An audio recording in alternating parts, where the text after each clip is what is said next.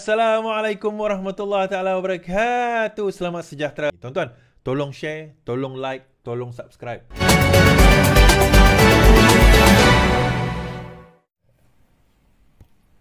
Azmin dilantik Ketua Pembangkang Selangor, Lau jadi Speaker. Ahli Dewan Undangan Negeri Halul Kelam Muhammad Azmin dilantik sebagai Ketua Pembangkang. Pengumuman mengenai lantikan itu dibuat oleh Speaker Dewan Undangan Negeri Lau Weng San. Diharapkan Ketua Pembangkang telah dilantik dan disetujui dapat menjalankan tanggungjawab dengan sebaiknya. Tahniah diucapkan. Lau yang juga bekas Adun Banting mengesahkan bahawa dia menerima surat pencalonan bekas Menteri Besar itu daripada Perikatan Nasional. Jawatan Ketua Pembangkang sudah ini dipegang oleh Adun Sungai Tawar dari BN, Rizam Ismail. Bagaimanapun, BN dan Pakatan Tawar bergabung. Lau hari ini dipilih sebagai Speaker setelah mendapat 34 undi. Dia mengalahkan timbalan Pesuruhjaya 3 PAS Selangor Muhammad Fuad Muhammad Saleh yang menerima 22 undi. Setiausaha DUN Selangor Gayatri Parasena memaklumkan undi sulit pada mesyuarat pertama penggal dijalankan berikut terdapat dua calon speaker yang dikemukakan. Sementara itu Muhammad Khamaruddin dipilih sebagai timbalan speaker DUN setelah mendapat 34 undi mengalahkan Adun Sungai Ramal Muhammad Syafiq Ingah menerima 22 undi. Lalu kemudian mengisytiharkan Muhammad Khamaruddin dan juga Adun Bukit Antarabangsa dipilih sebagai timbalan speaker DUN Selangor setelah undi sulit dilakukan. Berikutan dua calon untuk jawatan itu dikemukakan. Pada persidangan itu juga 50 DUN mengangkat sumpah dan menandatangani surat sumpah didahului Menteri Besar. Baik.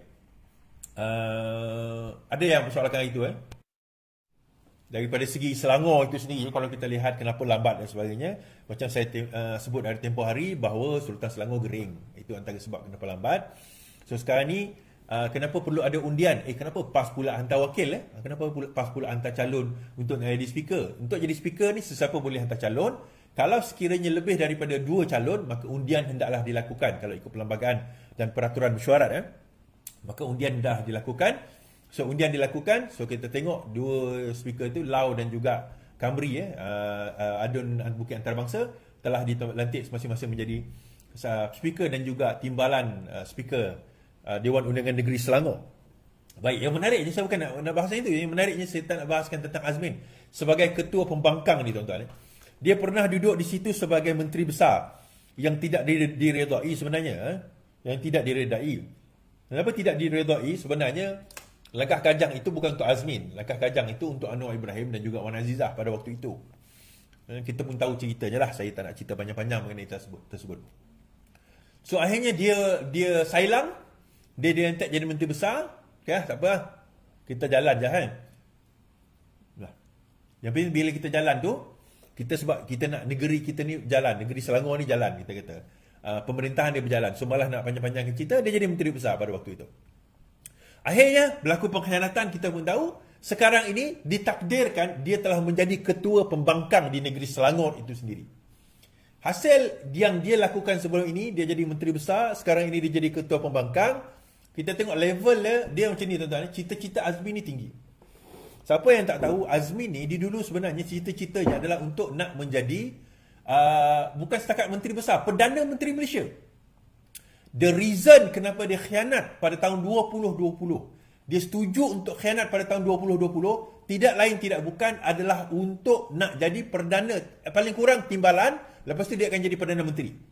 Itu antara sebab kenapa dia entice, dia menggoda ramai orang-orang PKR pada waktu itu, Parti Keadilan. Dia kata, aku akan jadi timbalan Perdana Menteri. Aku akan jadi timbalan Perdana Menteri. Lepas ini kau tengok, aku akan jadi timbalan Perdana Menteri. Selepas itu jadi Perdana Menteri, maka ikutlah aku masuk ke dalam parti yang kita khianati PKR ni. Kita bentuk kerajaan, kita akan jadi Perdana Menteri. Dia daripada no one, nobody. Siapa yang tak tahu, Azmin ni dulu pada zaman Datuk Seri Anwar Ibrahim jadi timbalan Perdana Menteri. Kalau tak silap saya, dia hanyalah seorang setiausaha sulit. Pegawai biasa je. Pada masa tu umur dia dalam 20-an, maybe late 20s lah, late 20s. Lepas berlaku reformasi, dia pun ikut Datuk Seri Anwar Ibrahim, tapi dia kat belakang. Dia kata dia pernah kena tangkap ISA. Dia tak pernah kena tangkap ISA, dia tak pernah. Dia tak pernah melalui peristiwa tersebut. Orang berkempen pun muka dia tak ada kat situ. Tetapi bila bab merebut jawatan, bila bab nak jadi jawatan yang tinggi, dia antara orang yang ke depan. Bila menang 2018, dia antara orang yang mula-mula dilantik sebagai Menteri Besar. Kemudian dia tengok geng-geng lain semua dah jadi Menteri Kabinet. Dia terus pergi jumpa Mahathir dan dia letakkan nama dia. Akhirnya dilantik sebagai Menteri Ekonomi. Dia tak nak ke belakang, tuan. Dia akan sentiasa nak jadi orang yang ke depan dan sentiasa nak naik dan naik dan naik dan naik. So akhirnya apa yang berlaku, kita tahu kerajaan tumbang. Selepas itu dijatuhkan kerajaan, walaupun dia jadi Menteri Ekonomi, akhirnya dia tidak memiliki apa-apa. Daripada seorang yang Menteri Besar, nothing from Menteri Besar naik kepada Menteri Ekonomi, hampir menjadi timbalan Perdana Menteri, nama dia antara yang dicadangkan sebenarnya. Tetapi pada masa itu Barisan Nasional tak setuju. Dia mestilah timbalan itu datang daripada sama ada PAS ataupun UMNO pada waktu itu, gabungan dengan Bersatu pada waktu itu. Takkanlah Perdana Menteri bersatu, timbalan juga bersatu. Sebab itulah kenapa, kalau tuan-tuan perasan, kenapa Muhyiddin Yassin tak nak pada waktu itu lantik timbalan Perdana Menteri. Sehinggalah akhir sekali, barulah dia lantik siapa? Ismail Sabri. Awal-awal tu dia tak lantik sebenarnya timbalan Perdana Menteri. Kalau tuan-tuan ingat lah. Memang sebab berlaku pertikaian di antara Azmin yang nak jawatan timbalan Perdana Menteri, kemudian UMNO pun nak pada waktu itu, PAS pun nak pada waktu itu. Dan berlaku kemelut yang kita tahulah, yang berlaku kemelut dan sebagainya.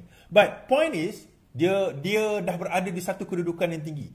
Tetapi dia berada dalam kedudukan itu, dia berada dalam keadaan pengkhianatan. Dia mengkhianati sewaktu jadi menteri besar. Dia khianat. Sewaktu dia jadi naik ke atas jadi menteri kabinet dalam kerajaan Mahathir, pun dia khianat. Dia letak nama lain. Saya ingat lagi masa tu.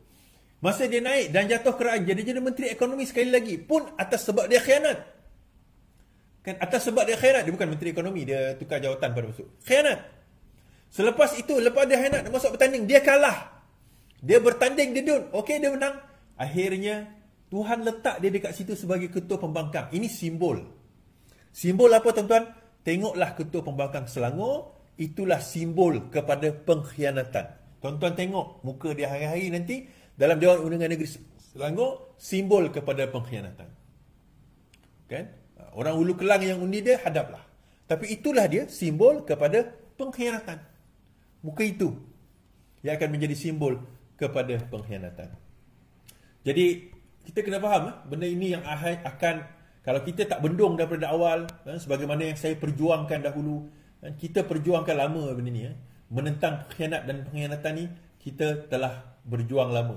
Kita telah cuba untuk nak menghalang pengkhianat-pengkhianat ni daripada nak merosakkan reformasi kita. Nah, pembangkang baru-baru ni dia buat demo lah. Dia kata reformati dia kata. Betul lah reformati, sebab dia orang yang bawa reformati. Dia orang tak pernah kenal apa itu reformasi. Dia tak pernah tahu pun apa itu reformasi. Yang berada di dalam PAS yang memahami reformasi itu semua dah keluar dah. Dan menyertai amanah atau bersama dengan Pakatan Harapan. Yang berada di dalam PAS sekarang ini, dia orang tak faham apa itu reformasi. Dia orang tak bersama dengan dia bersama dengan arwah Tuan Guru Nik Aziz, bersama dengan arwah Tuan Guru Fadil Noor. Dia orang bersama. Tetapi dia orang tak melalui dan memahami reformasi yang dimaksudkan. Reformasi yang kita nak masukkan satu reform, satu pembaikan. Apa dia? Asas ni macam ni. Hari ini kena lebih baik daripada semalam. Esok kena lebih baik daripada hari ini. Itu reformasi. Dia bukan revolusi. Sebab itu bila geng-geng sosialis di dalam Malaysia kini, antaranya Benz Ali lah, saya sebut nama dia. Dia ni geng-geng sosialis. Mereka memikirkan tentang revolusi. Kan dia memikirkan tentang revolusi sebagaimana yang dilakukan oleh komunis kepada SARS di Rusia pada waktu itu. Di mana satu keluarga SARS dibunuh dan sebagainya. Itu revolusi. Kita bercakap tentang soal reformasi. Kita nak cakap macam mana, cakaplah. Tetapi reformasi ini adalah proses di mana kita kena mencabut satu persatu akar kerosakan itu daripada akarnya. Kita bukan setakat kita nak menebang atas dia, tapi akhirnya kerosakan itu tetap ada. Dan kita mula dengan apa yang kita lakukan sendiri. Kan jawapan Azalina sangat cemerlang, saya boleh katakan.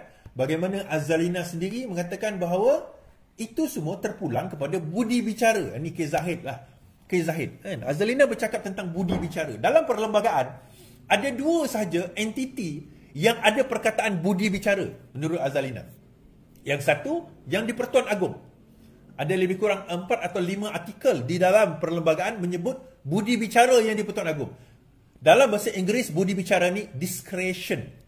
Discretion, budi bicara. Meaning to say, atas budi bicara terpulang mereka nak bagaimana-bagaimana, selagi dalam kerangka itu dibenarkan, mereka boleh melakukan. Entiti kedua yang ada perkataan budi bicara perkara 145 perlembagaan adalah Peguam Negara. So peguam negara mempunyai budi bicara ke atas, sama ada nak menggugurkan, sama ada nak mendakwa, sama ada nak meneruskan, sama ada nak mengubah. Itu budi bicara. Dan saya belajar undang-undang dulu, bila kita menyebut soal budi bicara peguam negara, dia punya kuasa tu sangat luas. Peguam negara ni boleh lihat antara orang yang mempunyai kuasa yang very wide, sangat luas di dalam negara, di samping Perdana Menteri dan juga Yang di-Pertuan Agong.